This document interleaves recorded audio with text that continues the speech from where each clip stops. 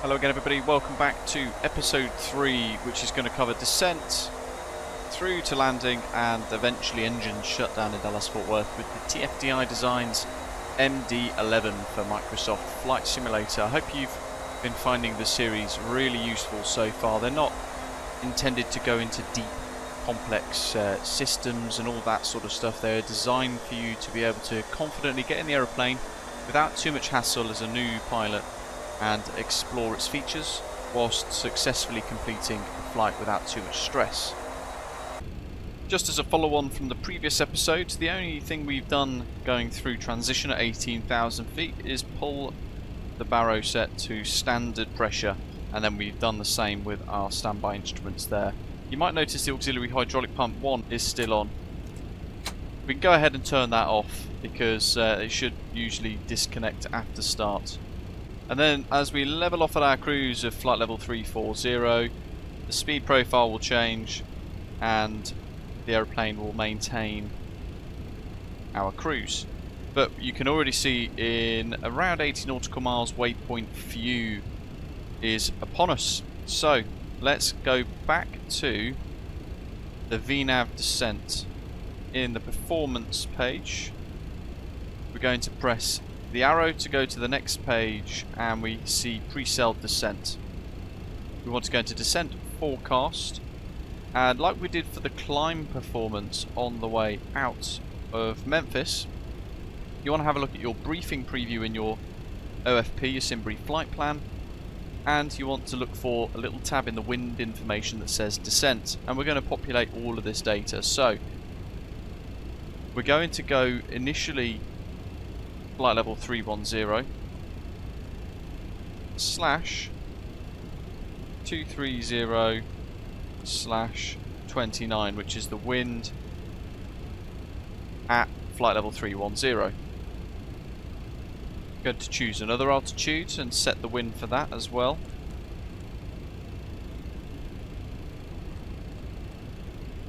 Like so.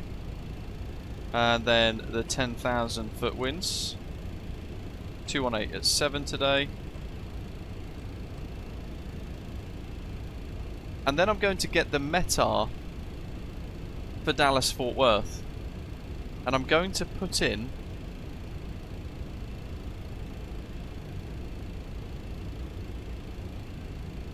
the winds at Dallas, but I'm going to put them in as like a 2,000 foot wind. 200 at 12.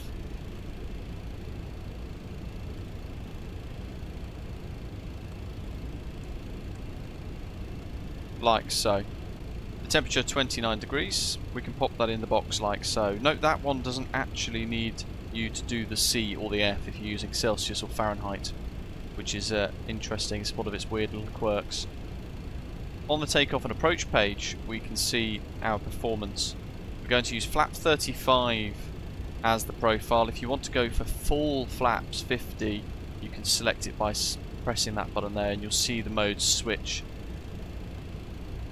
Primarily, the MD-11 will land with flap 35, and you're going to see just how sporty that looks.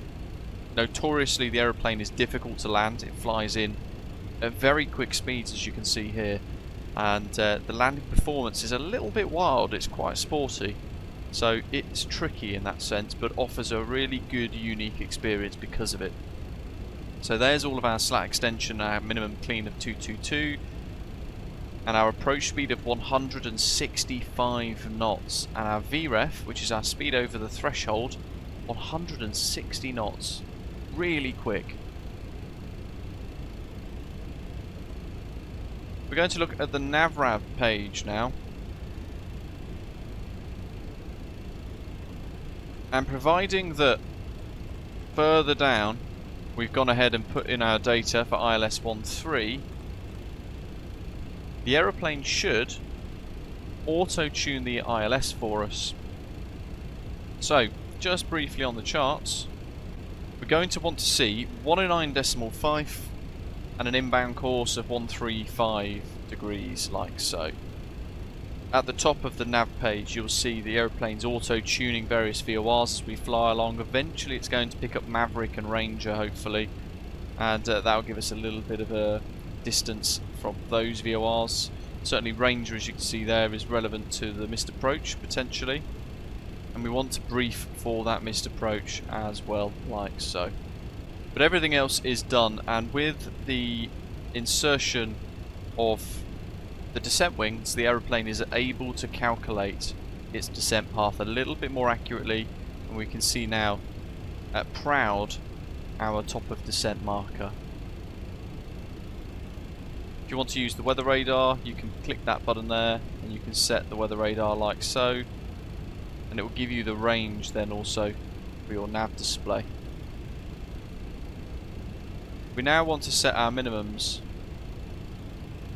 So at the bottom of the ILS screen you want to set whatever minimums you require. We're going to choose 99. I'm going to round it to 100 to make it a little bit simpler, and I'm just going to show you a very awkward click spot that they've put in. So just here, depending on if you're using radio altimeter or barometric pressure for your minimums, there's this tiny little collar which you can only click if you kind of come in at this angle here. So depending on what you're using, decision altitude or decision height, you want to make sure that's set accordingly. If you make any mistakes, you can just push to reset the rad out. So if you go up by accident a little bit, you can push it and it will reset back to its default out value, which in this case is RA200. We want to set 100, so we're just going to scroll that down to 100 like so.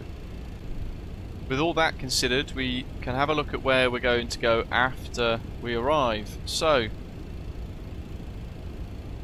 landing on 13 right's all the way down here on the edge of Dallas Fort Worth.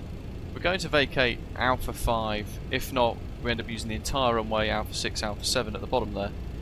And it's a short taxi across onto Bravo, left Charlie, and then we're just going to go into one of these cargo ramps here just to keep it nice and simple.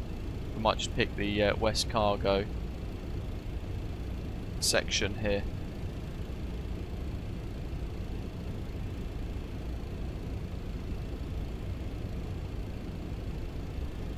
You can see on the arrival today, we're already in this section here, and our top of descent starts at Proud, which I've just done that little line across there.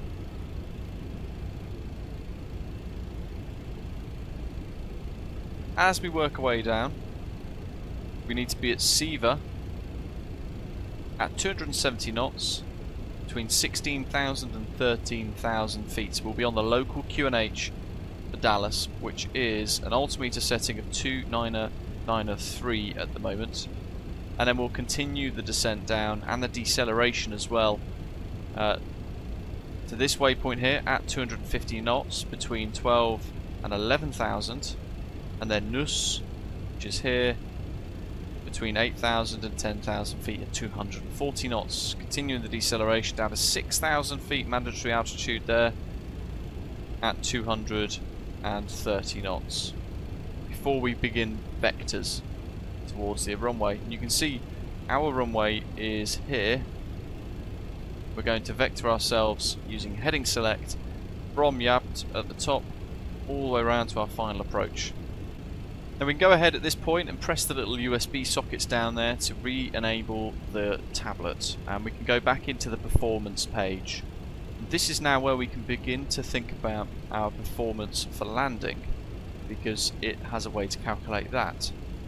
So as we said before, we're going to use runway 13 right. So we want to select that, and we want to match the conditions to that of the arrival. So currently we are nice and dry. The weather's really quite good actually at the moment. We can go ahead and get that weather information. It'll import that in for us. And then we want to put in our landing weight. And I'm going to use our estimate from our Simbury flight plan, which is rounded up 211,000 kilograms. We're going to put auto brake low as the selection for now, and reverse us all, flap 35, calculate, and it will give us our stop distance, which actually is roughly where that high speed exit is, so that's perfect. So with that within the margins, looking pretty good, we're going to select auto brake low, which is minimum in this. And with that all complete, we can enjoy the next 5 or so minutes, relax for a few moments before we begin the descent. Around 20 miles to go to top descent, then what we're going to do is set the descent in our altitude MCP. We're going to get an altitude alert as we pass it through 1,000 feet, but that is okay, and we want to set an altitude relevant to the arrival that we're going to be doing. Now I'm going to set 6,000 and aim for a continuous descent all the way down to that point in which we're going to be self-vectoring to final. So we're going to set 6,000 like so, and then on the primary flight display at the top you'll see we've got currently hold 340, but profile to 6,000 is ready as well. So closing in on top of descent, we've decreased the range a little bit. We're about 10 miles to top of descent now, and I've wound the MCP down to 6,000 feet, which is that mandatory descent waypoint where we just go on to vectors. So we look at the star just very briefly again as a reminder, as a refresher.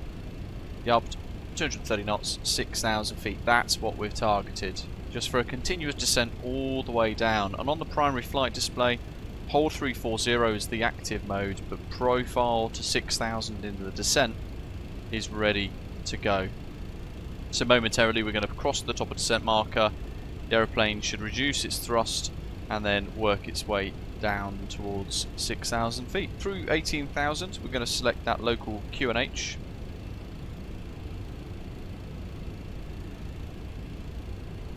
And as we go through minimum clean, we're going to extend those slats as well. Again, one of the quirks of this aeroplane is we're going to get slat extension a lot quicker than you probably would be used to.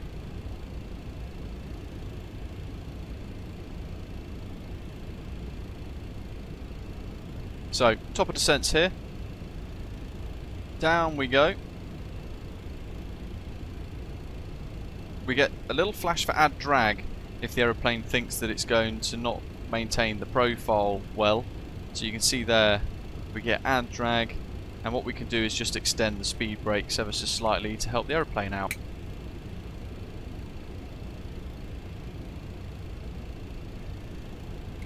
If you notice the throttle's starting to work forwards though, get rid of the speed brake. Otherwise you'll be fighting speed brake deceleration with power.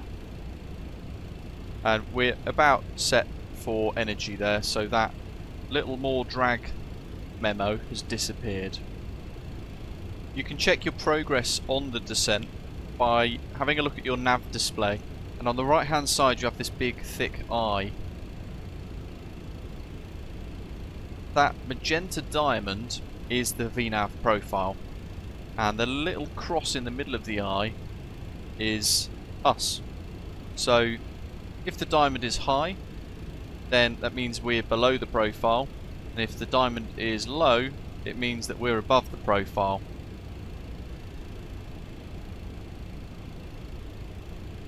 And you'll notice now the aeroplane is beginning to decelerate already, and that's because in the flight plan page it thinks it wants a speed of 210 knots, and that's because of the way it's interpreted the nav data. So what we're going to do is we're going to select a speed, 250 will do, and at the bottom there we get that click spot. We're going to activate that mode, which is speed select. So we're now manually asking the aeroplane to maintain a certain speed, and this is where we get to introduce another one of its quirks.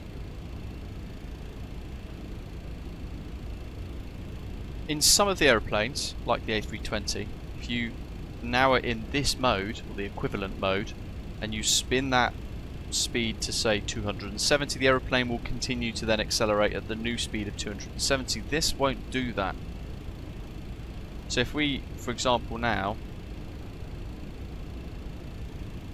want to set stabilizer 265, the aeroplane won't actually target 265 because the active speed that we've just selected is 250. So there it is, little example there. So if we do need to change that speed again, what you need to do is reselect it, 265. And again, same for deceleration. If you need to select a different speed and slow it down, what you need to do is reselect another speed and activate it, and you can see that value jump around on that speed tape there. Solid is active and hollow is an armed mode. Basically it's the one that you're setting yourself. One of the biggest rules with this aeroplane is to think quite far ahead. So an Airbus, for example, you could kind of put your slippers on and relax and it will do everything you expect it to. This has a lot of quirks from the Mad Dog that require pilot intervention, and it will require you to think 2 or 3 waypoints ahead of the aeroplane in order to not only manage its energy but also make sure you're at the right speeds, the right altitudes, and the aeroplane is in the correct mode based on what you're trying to do. We're going to hide this because we don't need that anymore. Gives us good vision out of the left. And there's very little pressure difference. The altimeter is 299.3 at Dallas at the moment with live weather live time as I record this. So with that in mind, when we get through 18,000, we just need to click that baro set knob across once to 299.3.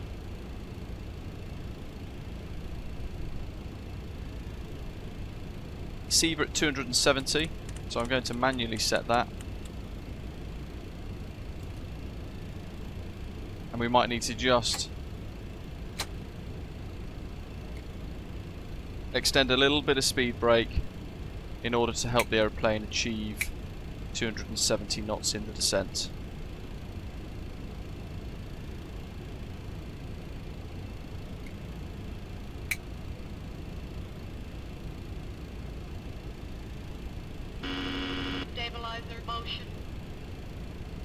You might hear that a few times as well.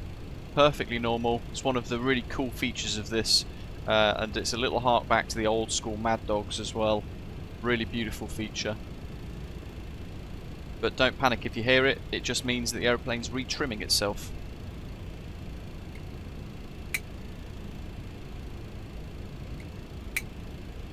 And you can see here on the primary flight display on the speed tape, you've got GE and SE. They're the maximum speeds for gear extension and slat extension. So as we cross through those, we get to 250, 240 knots. We're going to want to extend the slats as we begin the deceleration of the aeroplane. Next at Seaver, at 270 knots, we're going to want to decelerate to 250 knots. And at that point, we're going to then extend the slats and begin to manage the aircraft a little bit more carefully. Remember, we need to still set that ILS potentially if it doesn't auto-tune. So have that frequency somewhere written down next to you for the ILS and the course, as we discussed earlier, just in case we need to put it in ourselves. But through transition, 299.3, standby instrument is also set. Light signs, seat belts all set as required, anti-ice as required. And now we want 250 knots, sorry. We're going to set that like so. Use a bit more speed brake to help decelerate the aeroplane.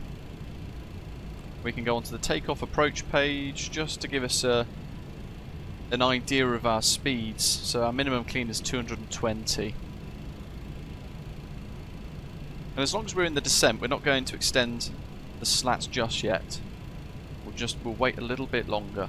You can see our bottom of descent marker, that blue arrow, at yubbed at 6,000. So we're closing in now onto our discontinuity, from which we're going to begin our own vectoring.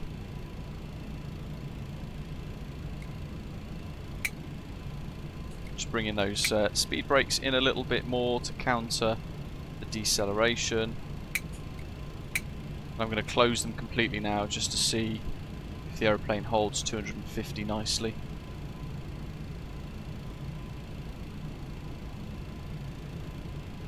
And we've done that with 5 miles to go, 14,000, so we're on the profile really nicely, monitoring everything all the time, every waypoint, check your speed, check your altitude, work out what you need to do to achieve the next constraints for the next waypoint on the way in. And from 6,000 we want to work down to 3,000 to establish on the ILS. So that's one of our next considerations. We now need to slow down to 240 knots.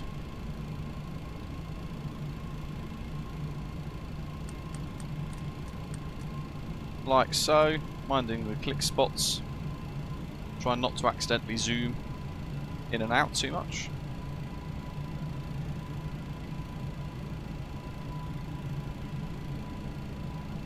And then yobbed at 230 is next.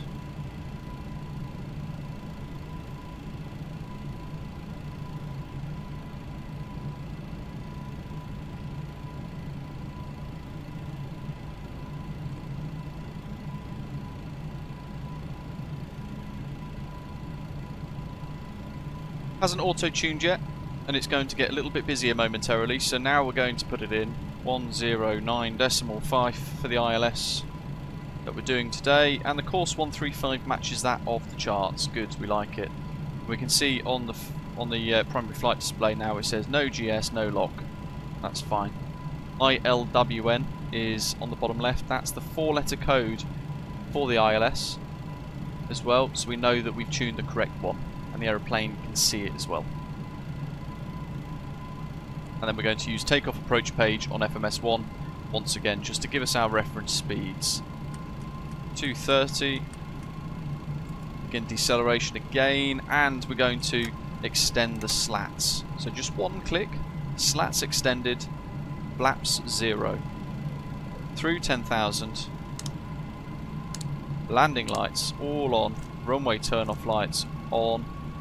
Check your lights and signs.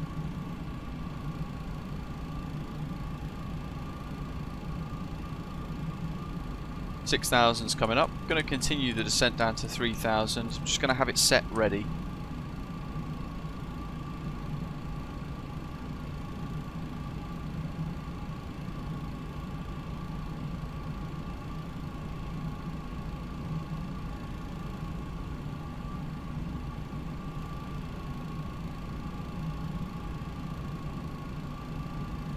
We can see waypoint popper there. That's when the actual ILS begins. We're going to be at 3,000 feet by that point.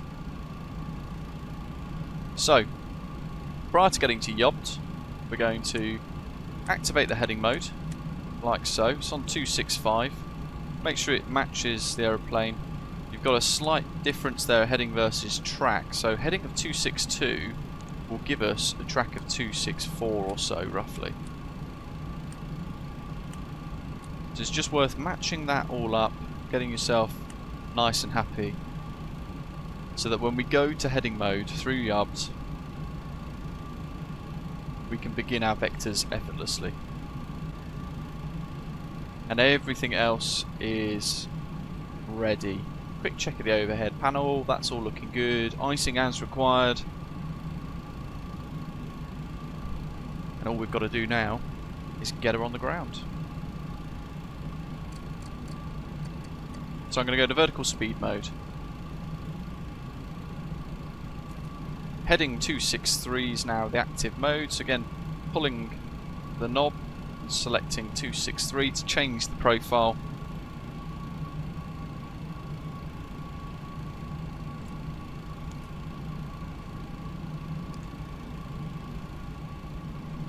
Working down towards Dallas. We're going to continue the deceleration. And I'm going to set speed 220 for now.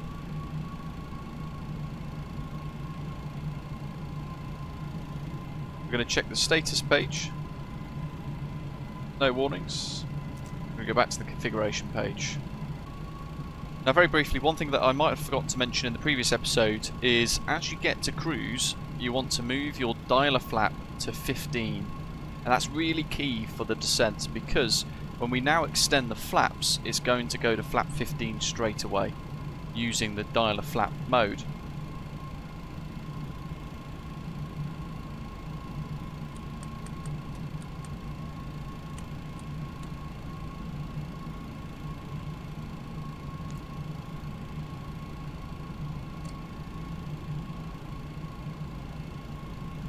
And we're going to maintain 263 just for a little while longer. And we're going to hold speed 220 as we work towards the airfield, which is all the way over there somewhere.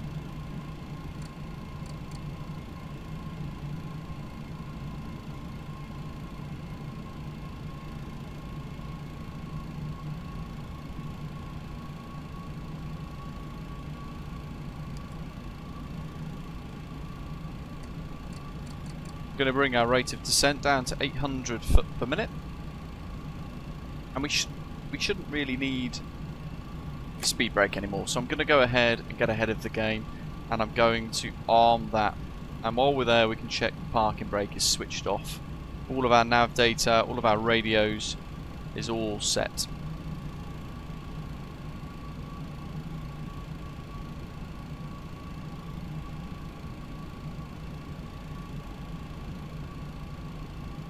Going to come left. I'm just going to work using map mode now. I'm going to work towards the airfield slowly. And as we close in on 3,000 feet, I'm going to just round off the descent. 400 foot per minute, vertical speed mode, should be quite nice. That'll have us travelling in quite nicely here. Now I'm getting you guys a little low, a little early, because if you're following this precisely, then the next bit is going to happen quite fast. Popper is 9 mile final. So we're going to now want to bring our speed down to 200 knots. And we're going to pull the flaps out, which is going to activate the dialer flap, flap 15.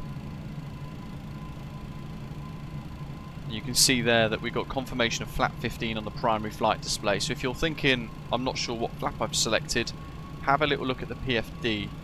It's where you might want to set a custom view that's a little bit more like this view here, so that you've got a bit more of an overview of stuff. The default views aren't particularly helpful. Stabilizer motion.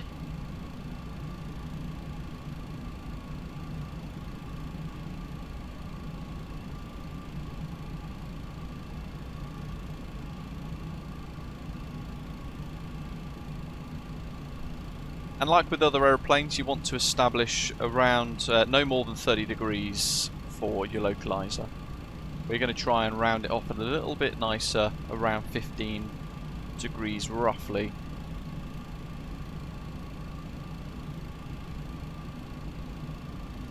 And you can see now on the primary flight display it's picking up the ILS. It's showing that it is well off to the right, and we're 20 miles away from the airfield.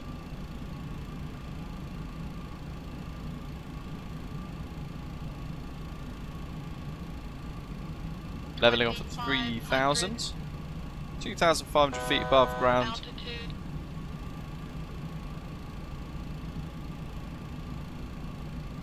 And we're going to go ahead and extend the flaps to flap 28. It's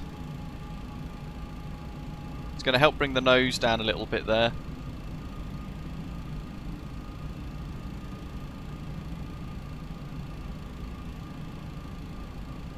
And you'll notice the speed tape change as well.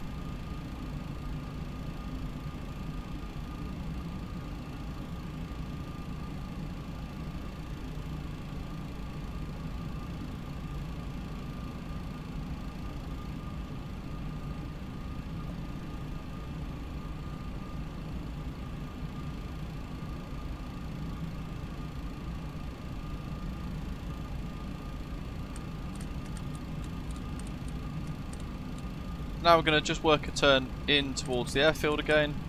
We'll set 200 degrees.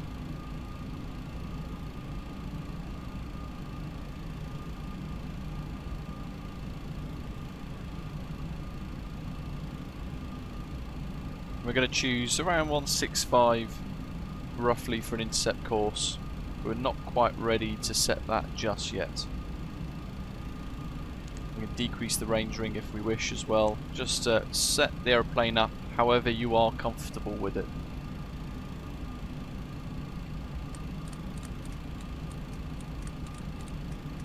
We're going to pre-select a heading that we're happy with. Just ready. We're not going to activate it just yet though. At 160 is perfect. So now we're going to set 160. That works out really nicely. About 25 degree intercept for us.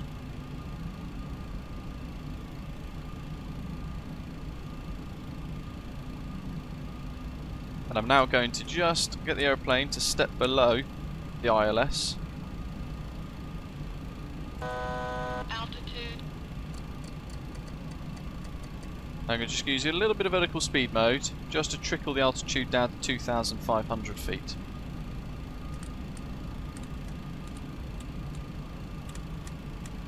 And I'm going to get 165 knots ready.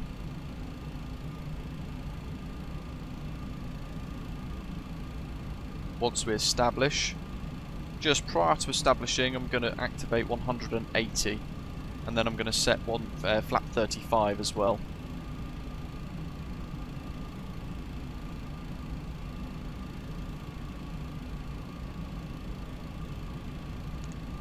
Decrease that range ring back to 10 miles.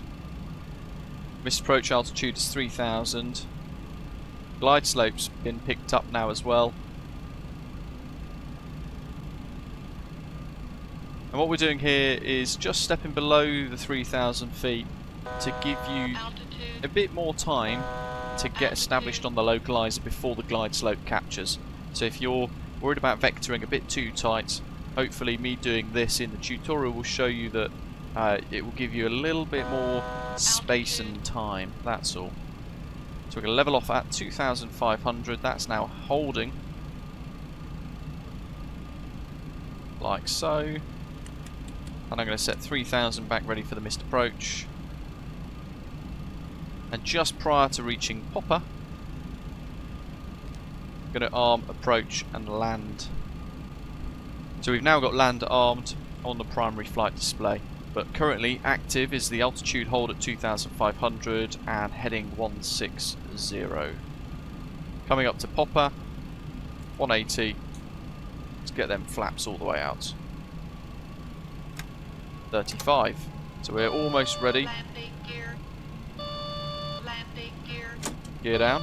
Landing gear. Configuring nice and early. Landing gear. Landing gear. Landing gear.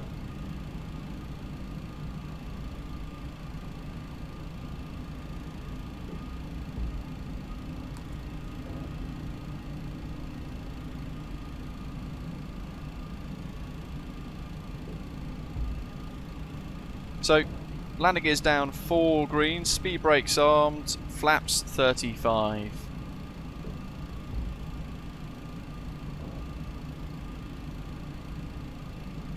The lock is now capturing, so we've armed that approach earlier with with our heading mode, with our vectoring.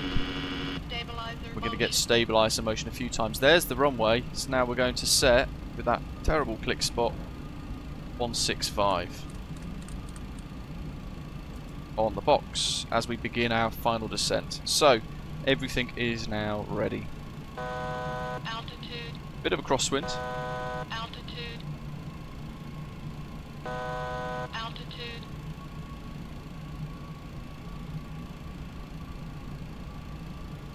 Currently 16 knot crosswind, 1 knot headwind.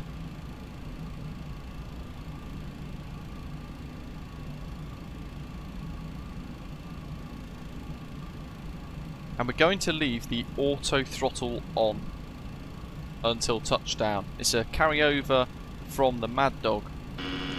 Stabilizer motion. whereby the auto throttle can remain in and it will sort itself out with weight on wheels. But you can see how quick this approach is. 1000. Check. TA only is now active there as a mode.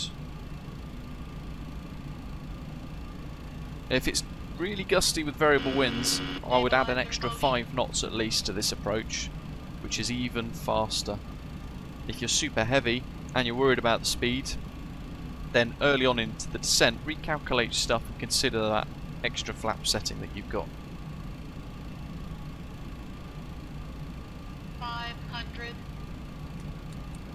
Going to set 160, but I'm not going to activate it. Autopilot off, so my controls. Auto throttle is remaining in.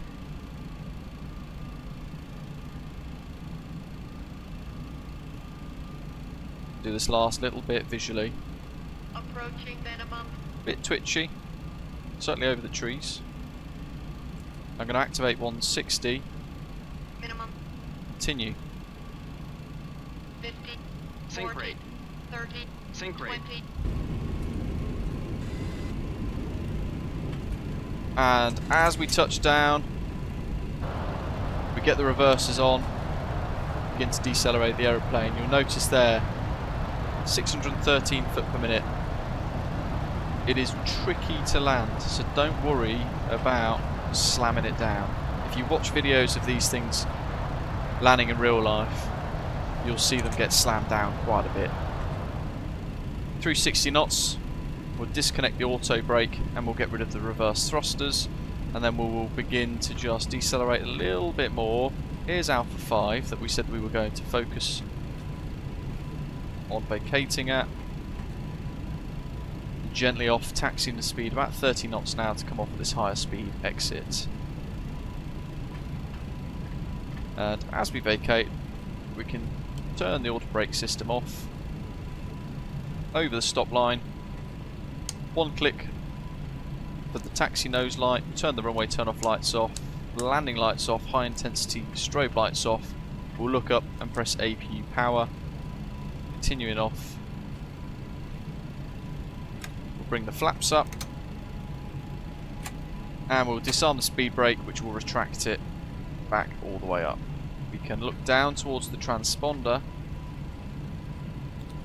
and set that as required. I'm going to put it on standby for now,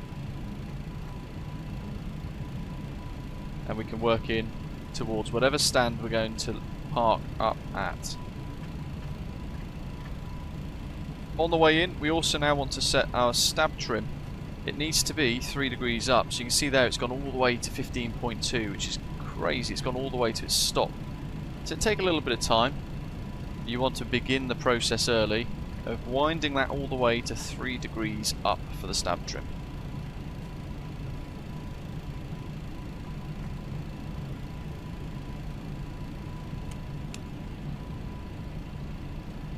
Just gently on the brakes, just so I can multitask.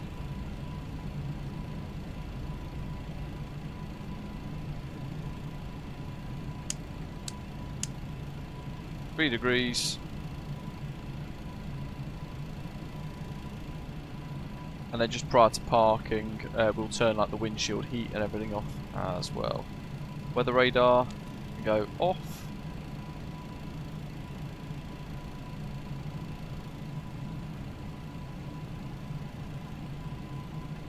We'll follow this taxiway all the way around.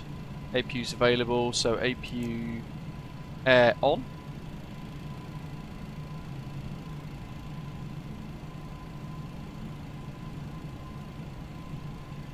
And just for simplicity, we're going to go left here. We're going to park in the West Cargo International Air Cargo 3 area.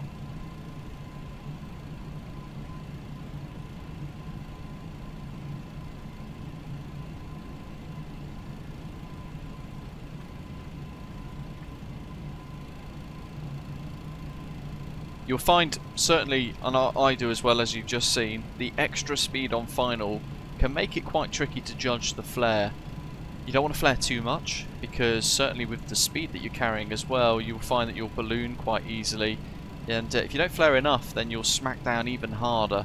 But the aeroplane will land firmly, and that's not helped either by the fact that it's also got an additional belly wheel in the middle. So fairly unforgiving. So we're going to park here just for the purpose of today. Pop taxi lights off as we turn in. And you want to try and target that centre line as best as you can using whatever, if you're using GSX, follow the VBGS or the marshaller, that sort of thing. Once we've parked, all we need to do is turn the engines off and get everything offloaded. So we've already done the taxi lights. We're now going to turn off the engines. So we're going to go 3, 1 and 2.